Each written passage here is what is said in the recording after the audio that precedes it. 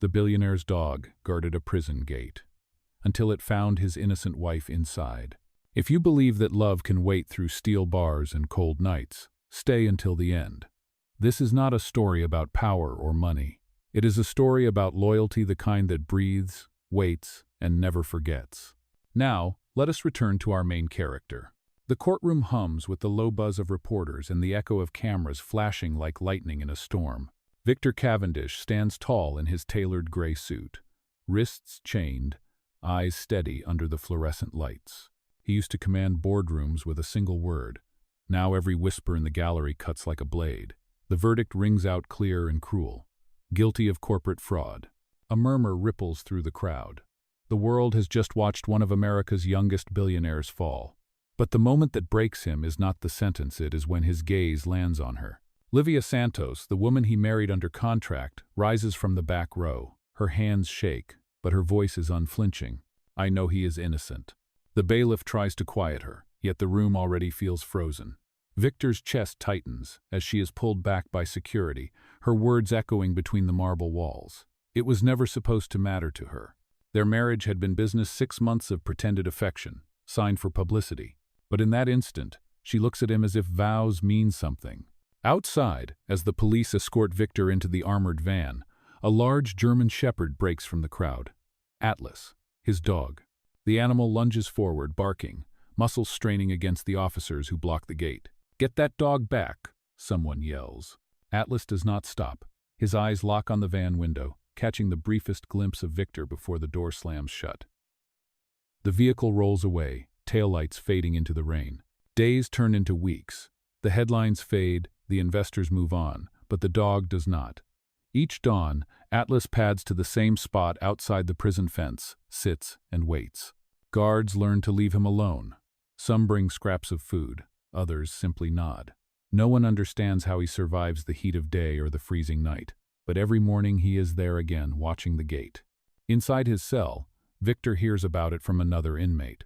"That dog of yours is still out there, man," the guard tells him one evening. "Never seen anything like it." Victor forces a smile that never reaches his eyes. He spends the nights replaying the trial, the forged documents, the face of the CFO who betrayed him. But always, behind the noise of memory, he hears the soft whine of Atlas and the last words of Livia. I know he is innocent. He had married her for convenience, an arrangement drawn by lawyers, meant to shield his assets during a merger. She had agreed because she needed money to pay her student loans and protect her younger sister. They had signed the papers with dry eyes and colder hearts. Yet in 6 months of shared silence, she had seen what others missed. A man who could be powerful without cruelty. Now, behind bars, Victor realizes that everything he built can vanish, except the loyalty he never asked for from a woman who defied him and a dog who refuses to leave. Outside the gate, rain begins to fall again, tapping softly against Atlas's fur. He lifts his head at the distant sound of engines, as if he still believes his master will walk out any minute. Somewhere deep inside the prison, Victor closes his eyes, feeling that same rain through the memory of freedom. And tonight, for the first time since the trial, he whispers her name. "Livia, before we continue, I have a small favor to ask. Please hit subscribe and turn on the notification bell so you never miss our channel's new videos. It is quick, free, and it is the best way to support us in bringing you more dramatic stories. Your support means the world to us. Where are you watching from? Drop your city or country in the comments below. Thank you very much. Now, let's continue the story. The days inside the penitentiary stretch like gray ribbons long, identical and silent. Victor Cavendish wakes to the same sound every morning. The buzz of the metal gate sliding open. The call for inspection. The clatter of trays. Each sound reminds him that his empire, his name, and his freedom have been stripped away. He keeps to himself, speaking little, but his mind never stops moving. Behind those calm blue eyes, Victor maps every angle of the conspiracy that trapped him. The forged emails, the sudden resignation of his financial officer, the offshore account that appeared overnight in his name. He knows someone wanted him gone and used the perfect weapon, his own trust. Every night, when the lights dim, he looks toward the high window of his cell. Beyond that wall, he imagines Atlas still waiting, lying on the cold concrete by the gate. The guards say the dog howls whenever the prison siren wails. Victor closes his eyes and lets the sound become a heartbeat, proof that loyalty still exists in a world that sold everything else. One afternoon, he receives a letter without a return address. The paper smells faintly of rain and perfume. Inside, written in neat, steady handwriting. They asked me to testify against you. I refused. They took my license. I will find the truth. Livia. Victor reads it over and over until the ink smudges beneath his fingertips. For months, he has survived on bitterness alone.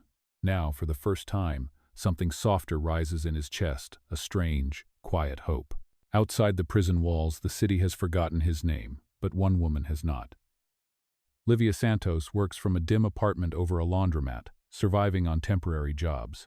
Her once neat suits are replaced by worn sweaters, her laptop by a second-hand notebook filled with case numbers and witness names. Every night, she visits the public library to print legal documents, digging through records that most lawyers would never dare touch. The man she once called her husband had been cruel, secretive, and impossible to read.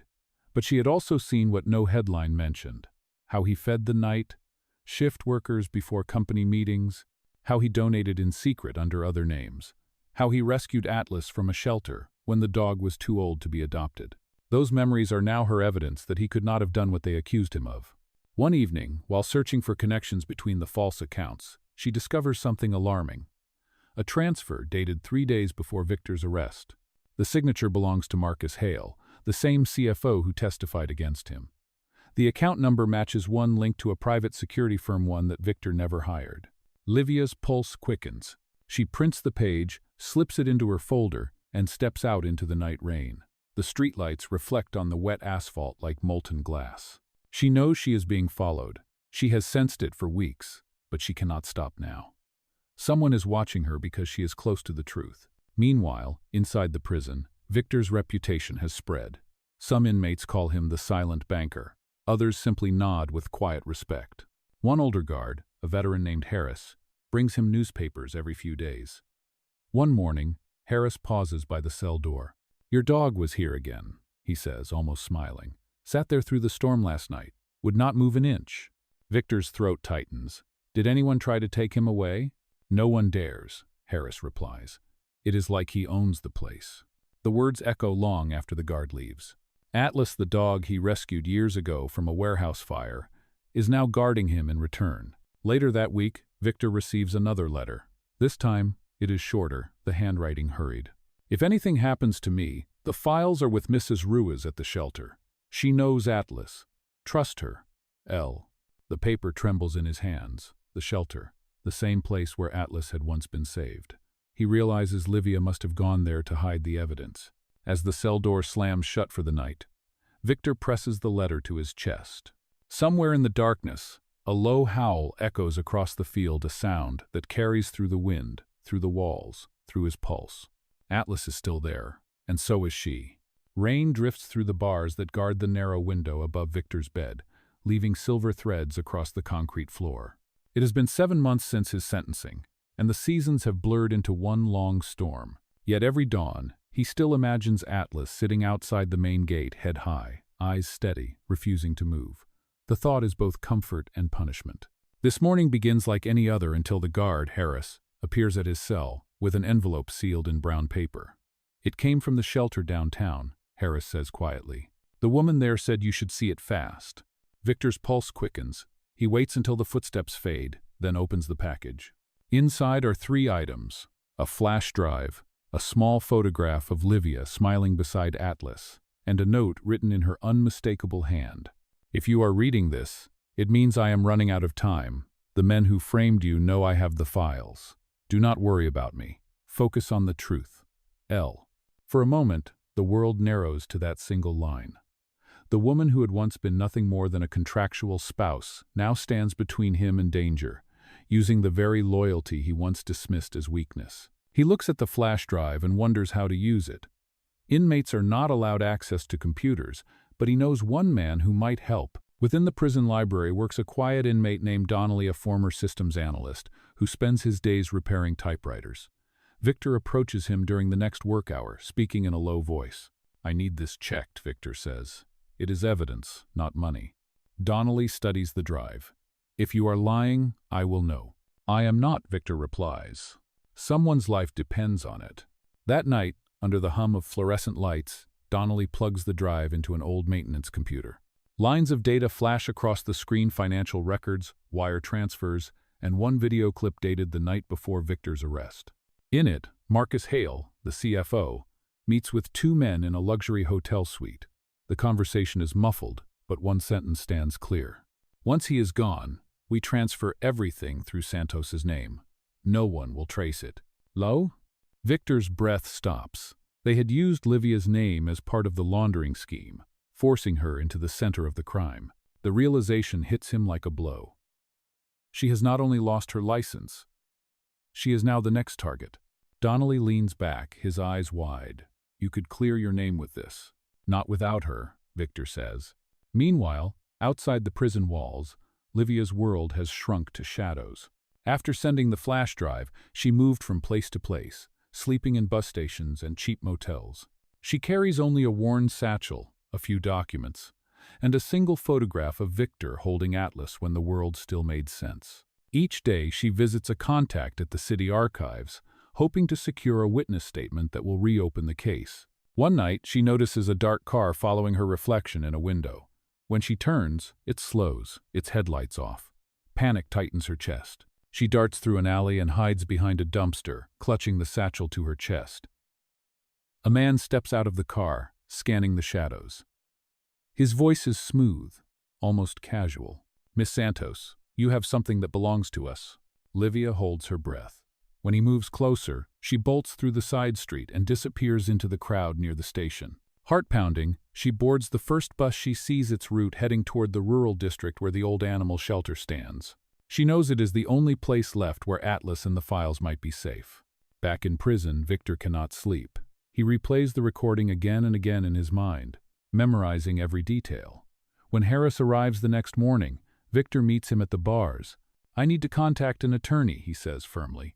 Tell them there is new evidence. Tell them my wife's life is in danger. Harris hesitates but sees the urgency in Victor's eyes. I will see what I can do. You call. Hours pass before the warden calls him out of his cell. A visitor waits in the interview room, a woman in a gray coat with a badge clipped to her lapel. I am Agent Monroe, she says. Federal Investigation Division. You sent word about a recording? Victor nods. Yes, but there is more. The woman they are after, Livia Santos. She was framed just like me. Agent Monroe studies him for a long moment, then leans forward. If you help us locate her, we might have a chance to bring down everyone involved. Outside the prison, Atlas lifts his head to the sound of thunder rolling across the horizon. The dog stands, ears twitching, as if sensing a shift in the air. Somewhere far from the city lights, Livia steps off a bus into the night rain, unaware that every path now leads back to that same prison gate where loyalty still waits, and fate is not yet done with them. The wind cuts sharp across the prison courtyard as Victor steps into the visiting room once more. His wrists are cuffed, but his mind feels suddenly alive, a current of purpose running through him. Agent Monroe sits opposite, her expression calm but intent. Between them lies a thin folder inside it, the flash drive Donnelly managed to copy. We verified the data, she says. It proves your CFO moved company funds offshore, then used your wife's name to cover the trail. But Miss Santos has disappeared.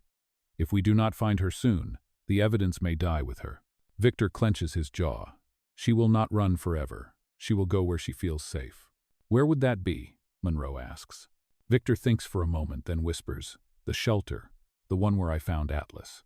Monroe closes the folder. Then, that is where we start. Miles away, rain seeps through the roof of the old animal shelter. Livia sits in the back office, wrapping her trembling hands around a mug of coffee that is long gone cold. Atlas lies at her feet, his fur damp from the storm, his breathing steady. Every sound outside makes her heart jump: the crunch of tires, the creak of the gate, the bark of a stray dog. She knows they are hunting her, but she cannot leave yet. On the desk sits the original hard drive she managed to smuggle from Marcus Hale's office. Inside it is the full record of every illegal transfer, every signature forged in Victor's name. The drive could free them both, but she needs the right authority to deliver it. She writes one last letter addressed to Agent Monroe, describing everything she has found, then seals it in an envelope. I will bring this to the prison tomorrow, she tells Atlas softly. He deserves to know the truth from me. Lay. Atlas lifts his head, his dark eyes glimmering in the half-light as if he understands. That night, she dreams of the courthouse, the flash of cameras, Victor's eyes meeting hers across the chaos, the sound of her own voice breaking through the noise. I know he is innocent. She wakes with tears on her face. By morning, the storm has cleared, but the air feels too still. As she steps outside, she notices a black car parked near the tree line. A figure leans against the hood, waiting. It is Marcus Hale. Good morning, Livia, he says, his tone calm but cold. You have something of mine. Her pulse races. It is not yours. It is the truth. He smiles thinly. Truth is a luxury, and I cannot let you give it away. Before she can move, Atlas lunges forward, barking furiously. Hale's driver steps between them, shouting, but the distraction is enough. Livia grabs her satchel and sprints toward the road. Tires screech behind her. The dog follows, leaping across the puddles, teeth bared. Hale curses, shouting orders. At that same moment, Agent Monroe's car turns the corner. She slams the brakes, seeing the chase unfold. The doors burst open as agents rush forward. Hale freezes, realizing he has walked into a trap. Monroe raises her badge. Federal Investigation Division. Step away from the woman. Livia stumbles to a stop, clutching the satchel to her chest. Atlas circles back to her side, growling low. Monroe approaches carefully. Miss Santos, I am here to help. Victor sent me. The name makes Livia's breath hitch. He is alive? He is fighting for you, Monroe says. We have everything we need, thanks to you. Come with me, and we can end this. Within hours, the agents secure the evidence and arrest Marcus Hale. The shelter, once a quiet refuge, becomes the scene of justice. As the cars pull away, Livia kneels beside Atlas and whispers, You did it, boy. You saved us again. Humbai. Monroe drives her straight to the prison. The warden meets them at the gate, confusion on his face. What is this about? Monroe holds up the folder. A motion for immediate review of Victor Cavendish's case. Inside, Victor waits in the interview room, unaware of what is coming. The door opens, and for the first time in months, he sees her Livia, drenched from the rain, her eyes bright with exhaustion and relief. Atlas slips past the guards, tail wagging, and presses against Victor's legs. For a long moment no one speaks. Then Victor whispers, You should not have come. She smiles through tears. I told you once. I believe in you. That has not changed. The guards step aside as Monroe lays the files on the table. Mr. Cavendish, you are being transferred to federal custody for immediate release, pending full exoneration.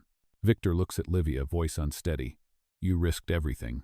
She shakes her head gently. It was never about risk. It was about right.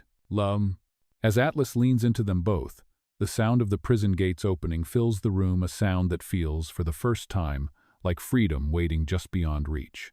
The heavy gates slide open, groaning against the morning wind. The moment the metal parts, Atlas bolts forward first, a blur of fur and loyalty. Victor follows, blinking hard as sunlight hits his face for the first time in 7 long months.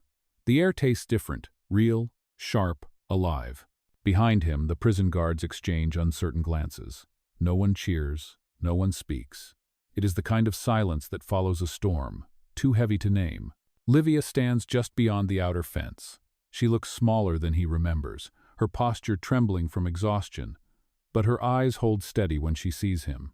She does not move at first. Neither does he. For a few suspended seconds, they simply stare at each other through the thin veil of dust kicked up by the wind. Then she takes a step forward. Atlas breaks the stillness, running to Victor, barking once before circling around both of them as if to close the distance that time and bars once built.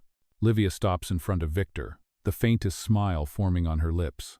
You are free, she whispers. He exhales slowly, almost not believing it. Because of you. She shakes her head. Because of truth. For the first time since his arrest, Victor lets himself smile. Truth had a voice, he says softly. And it sounded like yours. Agent Monroe stands nearby, clipboard in hand, giving them a respectful distance. You will both need to appear in court again for the formal acquittal, she says. But as of this morning, you are no longer a prisoner, Mr. Cavendish. You are a free man. The words fall heavy, almost foreign, free. It feels strange on his tongue. He turns to Livia again. What happens now? She looks down at Atlas, then back at him. We start over. Maybe not as we were, but as who we have become. 3 weeks later, the headlines read, Cavendish cleared. Former CFO charged in multi-million fraud. The story spreads across every major outlet, but Victor avoids the spotlight.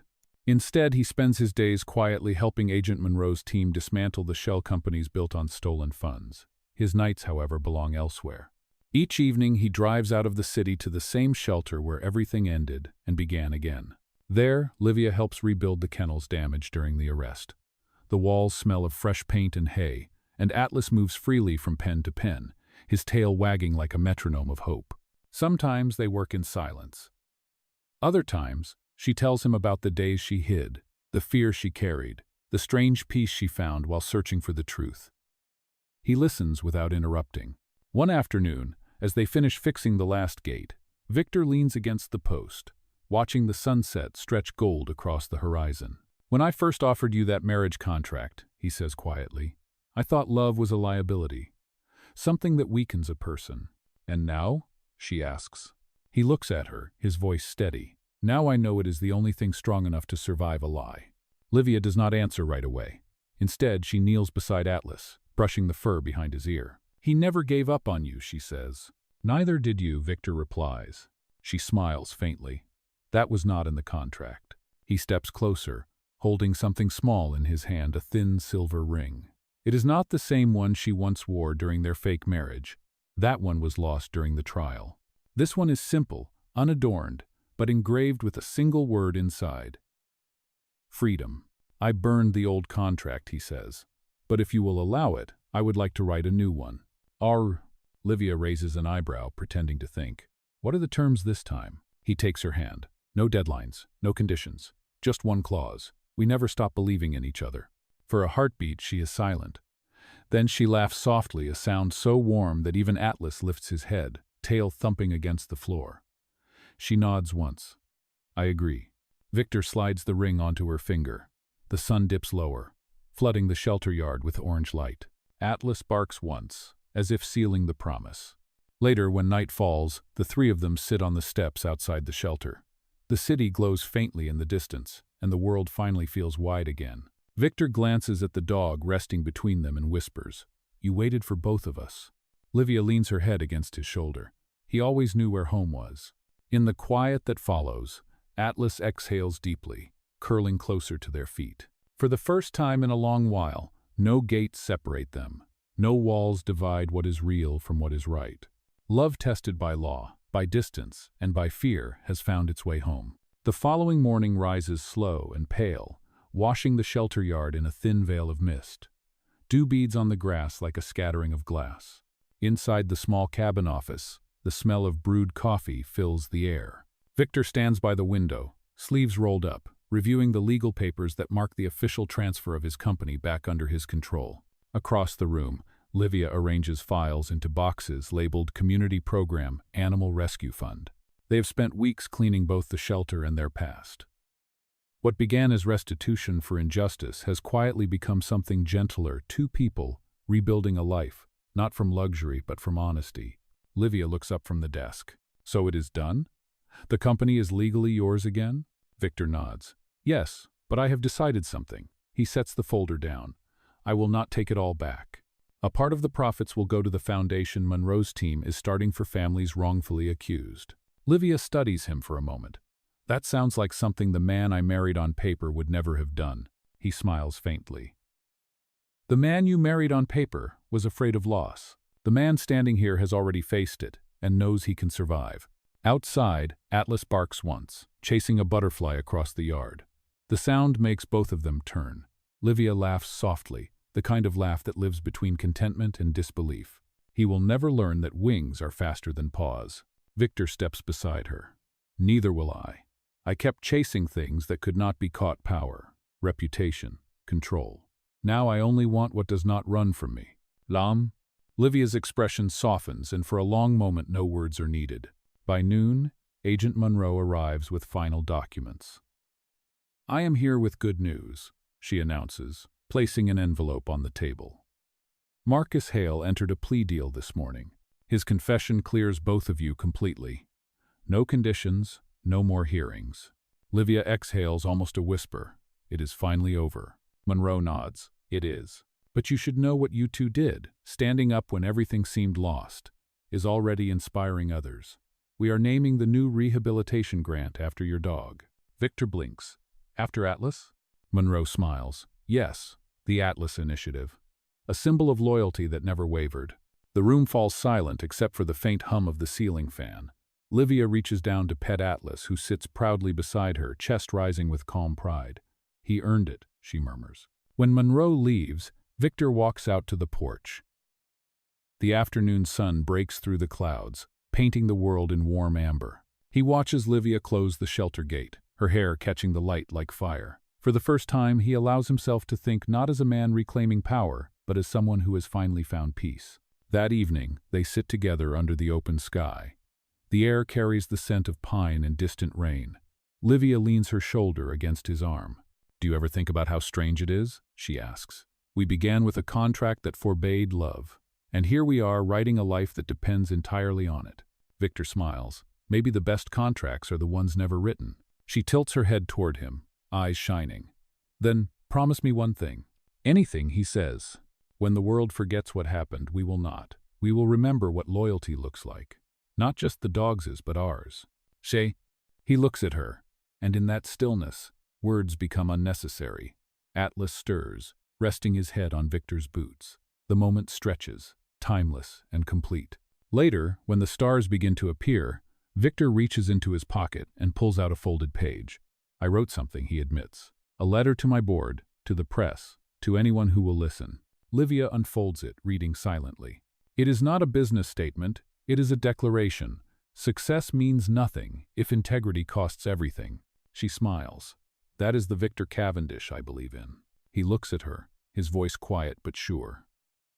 Then let that be our new beginning. In the distance, a train horn echoes faintly through the valley. The sound rolls over the fields like a reminder of movement, of time continuing, of journeys that end only to begin again. Livia rests her head against him, eyes closed. Atlas yawns beside them, content and unguarded. The night folds around them, soft and certain. What began as a contract forged in convenience has become a vow written in forgiveness, courage, and faith. And for the first time, Victor understands. Freedom was never the gate opening it, was the choice to walk through it together. Morning arrives golden and unhurried. The hills beyond the shelter glow under the first light, and the world feels freshly washed. Victor and Livia eat breakfast on the porch, coffee, toast, and quiet smiles. Atlas lies between them, his head resting on Victor's boot, his tail moving lazily each time Livia laughs. The newspaper on the table carries their story again. From prison to philanthropy. The billionaire who chose justice over power. Reporters call it redemption. Victor calls it grace. He turns the page and finds a photograph taken the day before, the three of them standing outside the courthouse, Atlas wearing a blue ribbon around his collar. Livia watches him reading. Does it bother you, she asks softly, that they still call you the billionaire? He folds the paper, thoughtful. It used to. Now it just sounds like an old title that does not fit anymore. Money built walls around me. You and Atlas tore them down. She smiles, brushing a crumb from his sleeve. Then let us not build new ones. He nods. We will not. The day stretches warm and easy. They spend the morning reviewing applications for the Atlas Initiative. Letters arrive from across the country, people who lost years to false accusations. Families who never stopped fighting for someone behind bars. Victor reads every word carefully, as if each line were a mirror of his own past. One letter stands out. It comes from a man named Harris, the same guard who used to bring him newspapers. You once told me you wanted to believe in people again, the letter reads. Now I do too. Thank you. Victor's throat tightens. He passes the letter to Livia. Even inside that place, kindness still found a way, he murmurs. That evening, the shelter hosts its first public event since the storm. Locals gather for the ribbon cutting, cameras flash, and children pet the dogs running freely in the yard. Victor stands by the fence, greeting visitors. Livia gives a short speech about second chances. Her voice trembles only once, when she says, "This place exists because one act of loyalty refused to fade." At the end of her words, she gestures toward Atlas. The crowd laughs gently as the dog, wearing his ribbon again, trots forward and sits beside her. Applause ripples through the air, warm and genuine. When the sun dips low and the guests begin to leave, Victor finds Livia by the gate, the same spot where they first saw each other again months ago. "You know," he says quietly, "for years I thought my story ended with a cell door. But maybe this is the real ending. No, the real beginning." She looks up at him, her eyes reflecting the last light of day. Beginnings are only as strong as what survives them. He takes her hand, lacing his fingers through hers. "Then we will keep surviving." Behind them, Atlas barks once at the sky, as if agreeing. The sound rolls out over the hills, steady and sure. And when the stars appear, the three of them stand together beneath their faint shimmer, no longer prisoner, witness, and guard dog, but family. The night hums softly around them, promising that some stories do not fade. They simply learn how to live free. Weeks pass, and the rhythm of peace begins to feel natural. The shelter hums with life volunteers hammering new signs, dogs barking in playful chorus, the steady sound of hope rebuilt. Yet amid the calm, something stirs quietly inside Victor. It is not restlessness, but a question that has followed him since the day he walked free. What does it mean to start over completely honest? One morning, he finds Livia in the office sorting through adoption papers. The sunlight pours across her face, tracing the faint scar near her temple from the night she escaped Marcus Hale's men. She looks up and smiles. "You are early," she says. He holds up a sealed envelope. "I came to tell you I sent my resignation." Her smile fades slightly. "From your company?" "Yes," he says calmly. "I have stepped down. The board will continue running Cavendish Holdings under new leadership. I cannot go back to that world. It feels like wearing someone else's skin." "Oh." Livia studies him for a moment, then nods slowly. "You do not owe anyone an explanation." "I owe myself one," he replies. "I built an empire out of fear of losing control, of being nothing without money. But the moment I lost everything, I found the only thing that ever mattered." She closes the folder and stands. "What will you do now?" He glances toward the open door where Atlas lies in a patch of sun, snoring softly. Something real. Something that builds instead of breaks. "Como?" Later that day, Victor meets with Agent Monroe at a small cafe downtown. She slides a document across the table. "We are starting a national branch of the Atlas Initiative," she says. "We need someone to direct it, someone who knows what injustice feels like and still believes in redemption. Are you interested?" Victor looks down at the paper, the government seal at the top, and smiles faintly. "I think you already know my answer." By evening, he returns to the shelter. Livia is feeding the dogs, her laughter mixing with the rustle of bowls and wagging tails. When she notices him standing there, she tilts her head. "You accepted, did you not?" "I did," he says, "but I want you with me. You know the law better than anyone, and I cannot imagine building anything new without you beside me." Her lips part in surprise, then curve into a slow smile. "Careful, Victor Cavendish. You are starting to sound like a man proposing another contract." "Tiens are." He steps closer, his tone gentle. "Not a contract, a partnership, in every sense of the word." The late sun slides through the open windows, painting the room in gold. Atlas pads between them, nudging their hands together with his muzzle. They both laugh, the tension breaking like light through glass. "Fine," she says, pretending to sigh. "But I have one condition." "Name it." "No secrets. Ever again." Victor nods. "Agreed." Outside, the evening settles over the hills. The sign above the gate now reads, "The Atlas Foundation. Justice, loyalty, hope." Volunteers linger to lock up, their voices low and content. As the lights dim, Victor and Livia stand side by side, watching the sky fade to violet. The past no longer defines them, it fuels them. For the first time, their choices are not bound by survival, but by purpose and the quiet certainty that what began as a false marriage has become the truest kind of union. The morning of the dedication ceremony arrives crisp and clear. The new Atlas Foundation headquarters stands on the same land where the old shelter once leaned, its white stone walls gleaming under the Sunday. Every corner of the building holds a trace of their story. Reclaimed wood from the prison workroom, bricks from the shelter fireplace, and a single metal plaque near the gate, engraved with simple words for those who never stopped believing. Victor adjusts his tie, feeling the unfamiliar weight of calm instead of pressure. Livia walks beside him, her hair gathered loosely, her steps steady. Atlas trots ahead proudly, wearing the same blue ribbon that once marked their freedom. People gather from all over the former guard Harris, Agent Monroe, volunteers, and the families they have helped since the Foundation began its work. Livia takes her place at the podium. The crowd quiets, the only sound a breeze rustling through the flags overhead. "When this began," she says, her voice clear and even, "it was not about power or money or winning against those who wronged us. It was about proving that truth can heal more than it hurts. And sometimes, redemption looks nothing like revenge. It looks like mercy." Her words drift across the courtyard, landing gently in the silence that follows.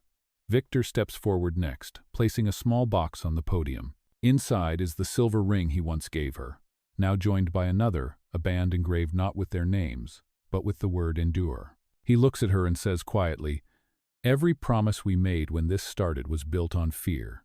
Let this one be built on choice." Livia's eyes glisten, but she does not look away. She nods once, accepting the ring. "Then here is my promise," she replies. "We will build something that lasts, not because we are perfect, but because we kept standing when the world wanted us to fall." Applause rises, soft at first, then louder, carrying warmth instead of noise. Atlas barks once, as if giving his blessing. Later, as guests begin to leave, Victor and Livia walk through the garden behind the Foundation. Rows of new trees stretch along the path, each one named after someone the initiative has helped. Victor stops under the first oak, running his fingers across a small tag. L. Santos and V. Cavendish, renewal. He turns to her. "Do you ever think about that night, the trial, the noise, the walls closing in?" "Sometimes," she admits, "but only to remind myself how far we have walked since then." He smiles. "And how loyal one dog had to be to get us here." At the mention of his name, Atlas trots up, carrying a stick in his mouth like a trophy. They both laugh. The sound carries through the open air, light and unguarded. As the sun sets, the last light spreads gold across the Foundation's name carved above the gate. Victor and Livia stand together, their hands entwined, the dog resting at their feet. The world that once defined them by guilt now knows them for grace. The story that began as a transaction ends as a testament that love, when proven through truth and endurance, can outlast any sentence. And as the lights flicker on one by one across the courtyard, the camera of the world turns quietly away, leaving them exactly as they were meant to be, free, faithful, and finally home.